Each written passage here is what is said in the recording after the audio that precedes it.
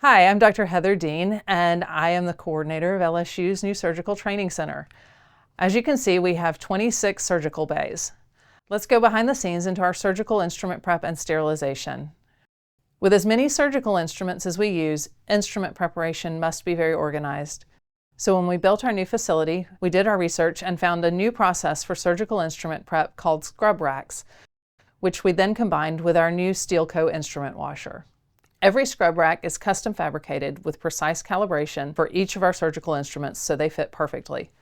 This makes putting the instruments onto the rack for separation and taking them off to pick packs easier and faster. And since each rack is etched for identification, it's very organized. Scrub racks hold each instrument fully open for best cleaning so that when we load each rack full of instruments into the instrument washer, they are fully cleaned. When the cleaning process is finished, each rack is placed back onto the board for easier and faster picking for our surgical packs. Finally, our packs are loaded into our Steelco autoclave.